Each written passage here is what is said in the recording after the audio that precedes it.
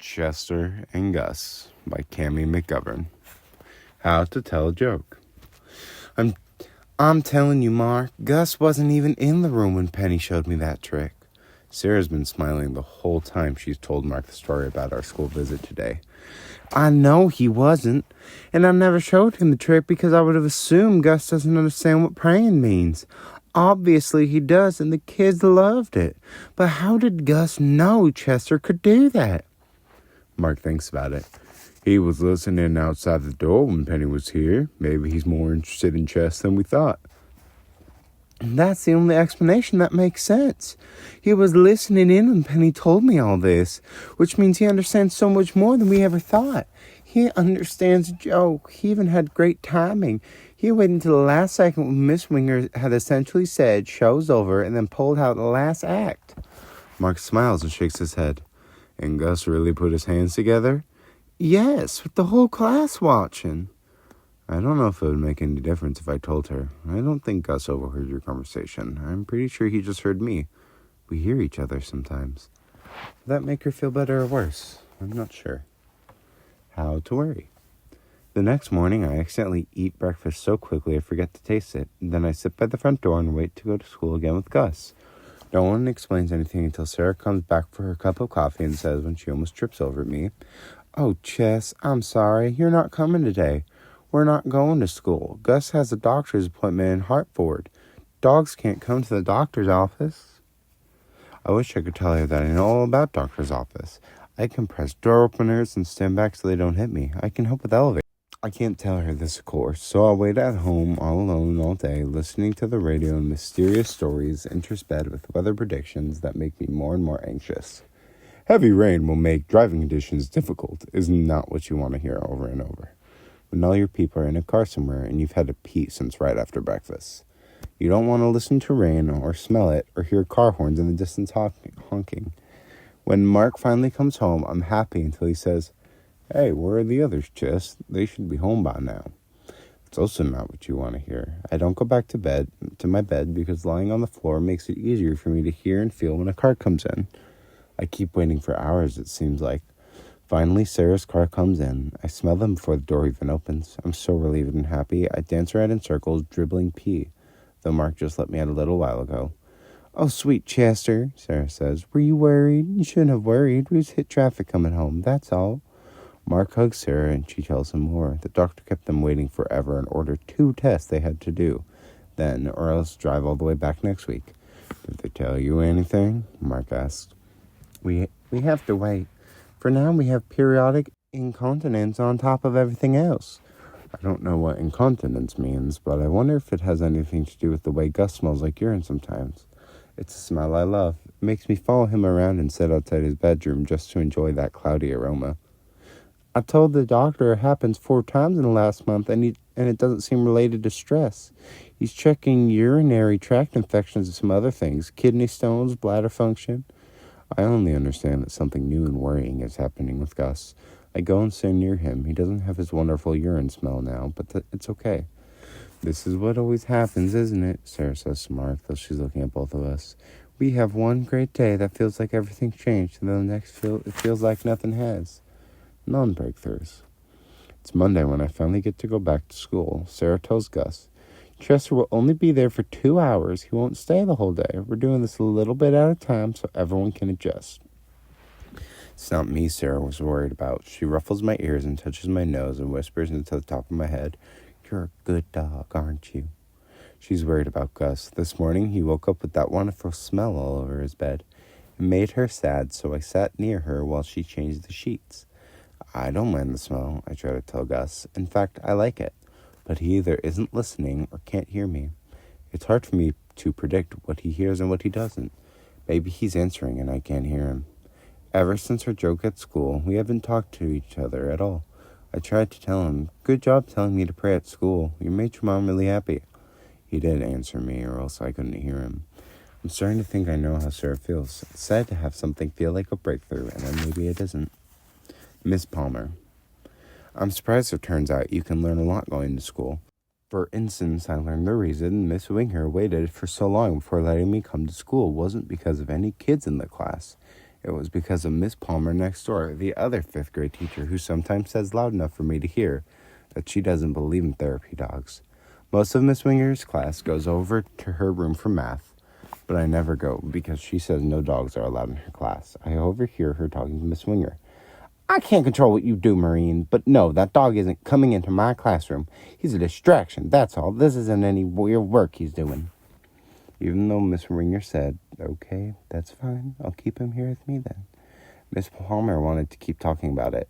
It's all that read to a dog nonsense. You want kids to practice reading out loud to someone who won't interrupt. Give them a stuffed animal. But a dog who isn't listening is only going to get up and walk away. No, thank you. I remember Penny taking me to a few library sessions of Read to a Dog. I loved those stories. I never wanted to get up and walk away. If I could talk to Miss Palmer, I'd tell her, not enough people read to their dogs. I have a feeling that if I had had more stories read to me, I'd understand more about the humans I love. Some subjects, like math, are too hard for me to understand, and other subjects, like the story of Christopher Columbus, aren't. Apparently, most people think Christopher Columbus discovered America, but he didn't really. There were a lot of people who already lived here. He just walked in and said, I'll take this, and he did. I'm also learning the days of the week and months of the year. As a dog, you hear these names all the time, but no one ever explains them. Fifth graders know the calendar already, but they're tracking the moon cycle every night on the calendar. I know all about the moon, but now I understand what yesterday means and tomorrow. Before, I thought those were names of days, and I never understood why they happen so often. At school, it's easy to see how different Gus is from other kids his age. Other kids talk to each other in the hall before school starts. In class, after the bell rings, they use their faces to make jokes. They widen their eyes or blow out their cheeks and crack each other up. I don't understand most of it. All I know is that Gus can't do any of this.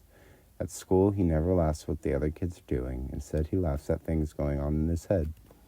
At recess, I stay with Gus as much as possible, but if he's earned time with the sparkling pen, he won't do anything except sit on a bench and wiggle his pen back and forth fast in the corner of his eye. If I talk to him, he doesn't hear me, or at least he doesn't answer. Why do you wiggle your pen so much? I say. Nothing. Maybe you should play with other kids a little. Nothing. It's like he goes into a trance with his pen. He can't see or hear anything when he's got his pen. Mama. For a while, I thought Sarah was right, that Gus didn't have anything at school he liked very much. School makes him nervous that he walks on his toes, with his legs really straight wherever he goes. The same way he walked around me in the beginning. Walking like this means he doesn't look where he's going. Usually he doesn't bump into anything because everyone sees him coming and gets out of his way. If they don't see him, I nudge his leg with my nose, which makes him stop. Then he waits for a while before he starts walking again. Sometimes he walks so slowly his teacher's aide, Miss Cooper, has to say, Come on, Gus, we need to get going. Miss Cooper is younger than the other teachers. Sometimes I think she's scared that if she says the wrong thing, Gus might have a tantrum, so she never pushes him too hard or makes us walk too fast. I'm pretty sure Gus walks like this because he doesn't like that he's going to Miss Cunningham's room for speech therapy, or Miss Watsuki's room for occupational therapy, or Mr. Foster in the gym to practice catching a ball. Gus can't do most of the things they're trying to teach him. In OT, he practices handwriting, which he hates. In speech therapy, he practices using a talking computer, which has a voice he can't stand. He covers his ears every time it speaks. Miss Cunningham hasn't noticed, but I have. What does it matter if Gus can catch a ball? He'll never do it again after he learns. I'm not surprised that he walks slowly to all these places. It means he has to spend less time once he gets there, which is smart of him. There's one place that isn't like this for Gus. He doesn't have to be told to keep walking or hurry up. His legs never stiffen up on his way there. That place is the cafeteria, but he doesn't love it for the reasons I do. Because of the smells and the food that sometimes fall on the floor between my paws. Gus loves the corner behind the trash cans where people are supposed to sort the things on their trays into compost and trash. In that corner, there's a magic rolling mat that carries trays through a window. I can't see the mat, but that's how I heard Gus describe it in his mind. Sometimes I hear his thoughts, even if he's not talking to me. He's saying it loud enough in his mind for me to hear, I guess. Magic rolling mat. Bye-bye, tray.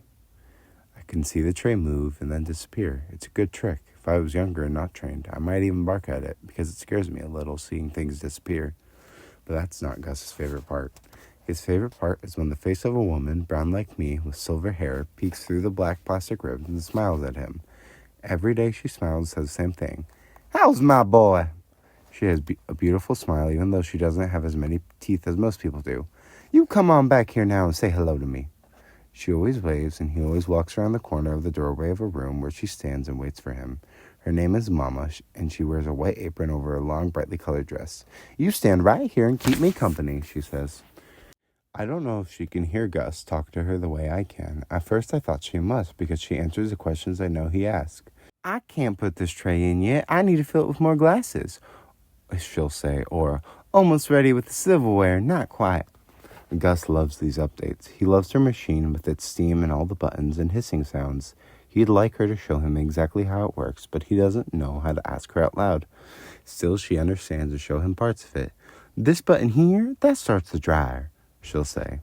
Gus loves the machine and the steam and the trays on the rolling mat, but mostly I think he loves Mama. She's the only adult in the school that I've heard him talk to on his own. I've only heard him say a few words to her, but that's more than he says to anyone else, unless he has to for a sticker on his reward star chart. It's sometimes hard to hear, but I know he said, "Hello, Mama," at least once. I know he also said, "Dog," and touched the top of my head. Another thing I've noticed is that Miss Cooper never sees any of this. She stands in the hall while Gus comes in here, but she never watches what's happening. Usually she uses this as a chance to look at her phone.